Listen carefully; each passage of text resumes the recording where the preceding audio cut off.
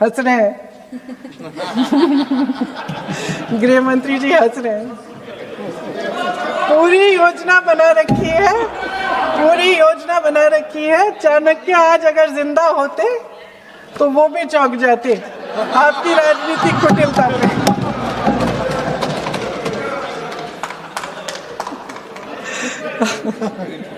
इन्होंने पूरी योजना बना रखी है, हंस रहे हैं, सहमत है मेरी बातों से। अचानक प्रदेशों में चुनाव के दौरान सदन की बैठक बुलाओ, कोई सर्वदलीय बैठक मत बुलाओ।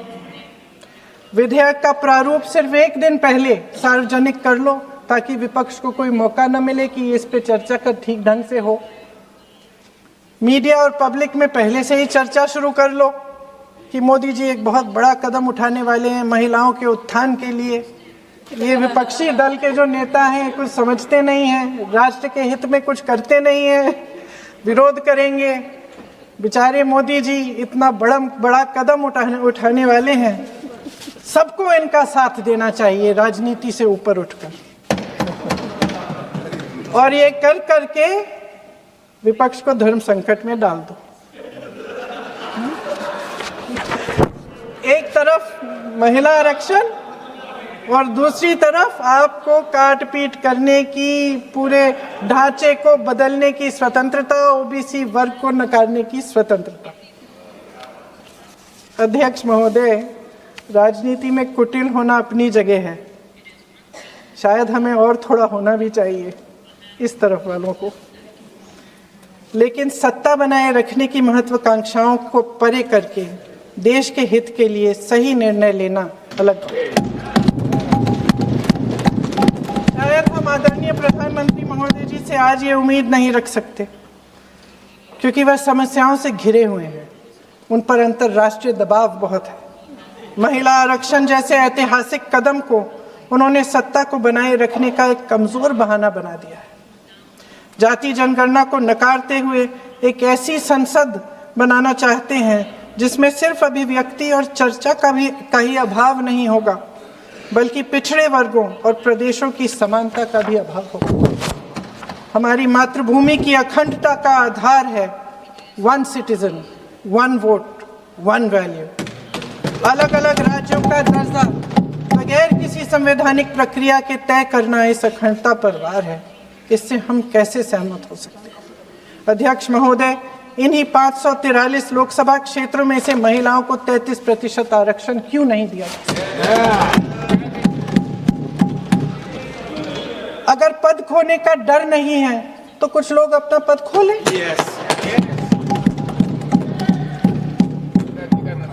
इसी में से SC ST का जो दर्जा है, SC ST में महिलाओं का आरक्षण 33% हो जाए, 1/3 आरक्षण हो जाए, ओबीसी का भी उचित आरक्षण हो जाए, आज पारित हो सकता है। शुभ काम भी हो जाएगा, बेवजह प्रक्रियाहीन परिसीमन से देश का नुकसान भी नहीं होगा और काला टीका भी काम आ जाएगा।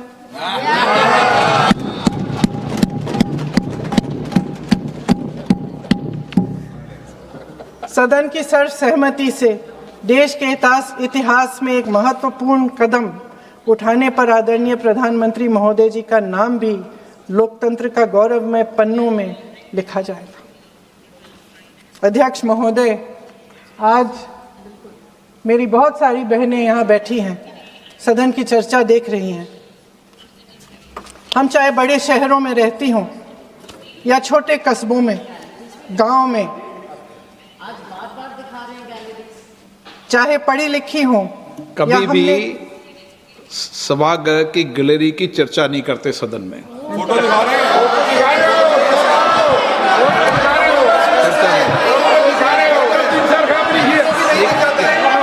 एक मिनट महोदय, मैं थोड़ी अभी भी थोड़ी नई हूँ, मैं समझ जाऊंगी। प्रियंका जी, एक मिनट। माननीय सभासदों, सभा की सहमति हो तो सभा की कार्रवाई आज रात को 11 बजे तक बढ़ा दी जाए।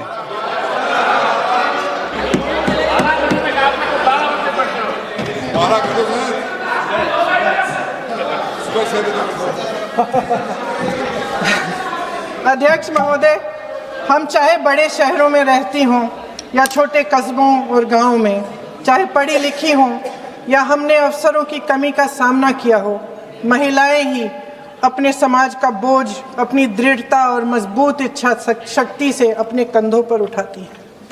हम ही वह अथक कर्म शक्ति हैं जो हमारे राष्ट्र को आगे बढ़ाती हैं। दर्द और तकलीफें सहने की हमारी क्षमता असीम है, लेकिन अध्यक्ष महोदय, आज इस संसद में खड़े हुए मैं खास तौर से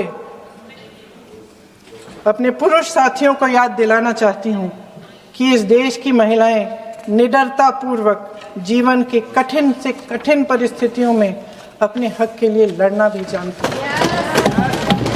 वो अंधकार से भरी रात में उठकर एक नई सुबह का दावा करना जानती हैं।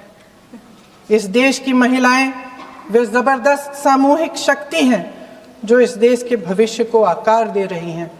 इसलिए अध्यक्ष महोदय, आपके द्वारा मैं आदरणीय प्रधानमंत्री महोदय जी को ये कहना चाहती हूँ कि अगर वे इस ऐतिहासिक कदम को ईमानदारी से उठा रहे होते तो पूरा संसद इनके साथ एकजुट होकर इसे पारित करता। लेकिन देश की महिलाओं के नाम पर इस देश के बुनियादी ढांचे, इसकी अखंडता के साथ खिलवाड़ करने की कोशिश ने इस विधेयक का मकसद ही बदल डाला है। हमारी संसद को कमज़ोर करके अपनी सत्ता को कायम रखने की एक खोखली कोशिश साबित हुई है। आदरणीय प्रधानमंत्री महोदय जी, इस देश की महिलाओं का वाकई आप सम्मान करते तो उनका राजनीतिक इस्तेमाल न करते। ये आपकी हस्ती, आपके पद, उसकी गरिमा और आपके दायित्व के प्रतिकूल है। आपने ही कहा था कि भारत की हर नारी का ये हक है, उसका अधिकार है, किसी की मेहरबानी नहीं। आज नहीं तो कल उसे ये हक मिलेगा और इस हक को वे पूरी जिम्मेदारी से देश की अखंडता और एकता को बचाने के लिए इस्तेमाल करेगी। हम आपके इन तीनों विधेयकों का सख्त विरोध करते हैं। लेकिन अभी भी आप एक ऐसा निर्णय ले सकते हैं जो सर्वसहमति से इस सदन में पारित हो जाएगा और हमारे देश की हर नारी को अपनी असली शक्ति को धारण करने का मौका मिलेगा। मैं आपके द्वारा प्रधानमंत्री जी से अपील करती हूं कि मन बनाएं, साहस करें, सही निर्णय ले लें। हम सब उनके साथ खड़े रहेंगे। धन्यवाद।